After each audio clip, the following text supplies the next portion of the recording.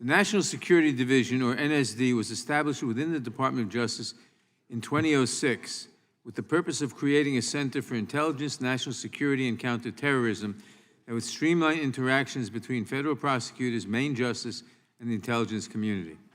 The division operates on the front lines of major challenges facing our country, including the rise of domestic terrorism, cyber espionage, and threats from foreign governments.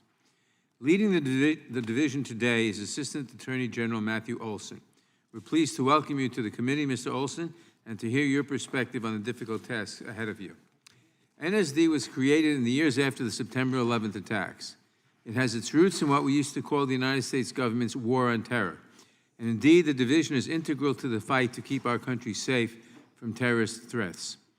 Today, the NSD faces the uncomfortable necessity of internal transformation because the face of terrorism has changed. The greatest threat to American safety is no longer extremism in far-off lands, and we can no longer dismiss the threat as coming from other people, from other cultures.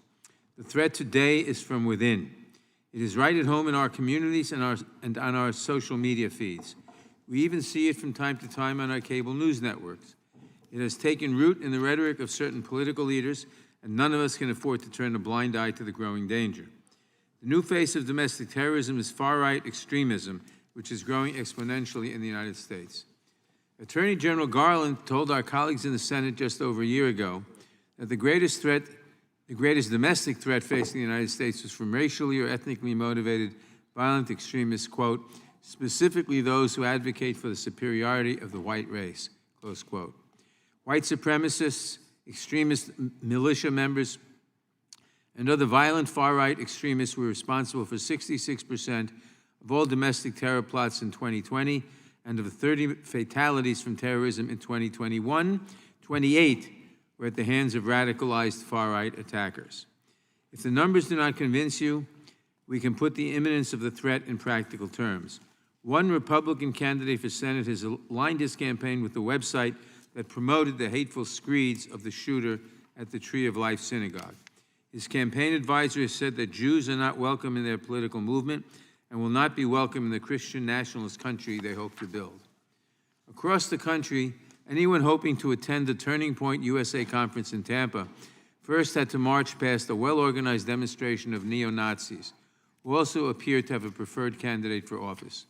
And with the easy availability of weapons of war in this country, the distance from xenophobic messaging to hateful thoughts, and from hateful thoughts to terrorist actions, has never been shorter. An 18-year-old radicalized over social media can walk into a pawn shop and leave with an AR-15 that same day. Far-right extremists and white supremacist terror groups present not only a significant threat to the lives of Americans, but also, relatedly, an unprecedented challenge for the National Security Division. I applaud the Attorney General for the creation of DOJ's Domestic Terrorism Unit this past January, which will be specifically dedicated to responding to the increasing threats posed by domestic terrorists. But to be clear, the department already has the resources and structures in place to fight domestic terrorism. What I hope to hear from Mr. Olsen today is how the department will focus these resources where they are needed most, on the growing threat of violent white nationalism and far-right extremism. In addition to advancing the fight against domestic terrorism, there are also many other important challenges facing the National Security Division as it works to keep us safe. For example, I am interested in hearing how the division is navigating threats posed by hostile actors targeting our system of government. As this committee recently learned, the federal court system faced an incredibly significant and sophisticated cybersecurity breach, one which has since had lingering impacts on the department and other agencies. While the concentration of national security matters within a single division ostensibly allows DOJ and the executive branch overall to respond more effectively to threats facing the United States, it also presents enhanced opportunities for abuse. That is why I am looking forward to hearing how the division is reforming the government's FISA processes to allay our long-standing concerns about the querying of the Section 702 database to acquire Americans' information.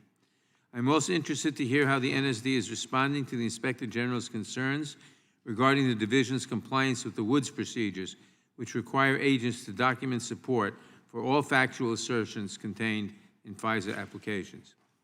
NSD is at the epicenter of programs and policy areas that both engender intense debate and are where the federal government has historically fallen short when it comes to protecting civil liberties. Ranging from the warrantless surveillance of American citizens to the unfair targeting of Black and brown communities, the sweeping collection of private data and communications, the ill-conceived China initiative, politically motivated investigations of the press and members of Congress, and much more, NSD has at times found itself on the wrong end of the battle between civil liberties and security. I hope that the division will commit to forging a new path that strikes a proper balance. Protecting our citizens from those seeking to do them harm is of paramount concern to the NSD, but it is also a difficult task requiring those at the helm to balance our security with our liberty. This nuance speaks to the heart of the values that are central to this nation, and it is your responsibility as the division's leader to protect the ideals along with the people. Thank you for being here today, Mr. Olson, and I look forward to your testimony.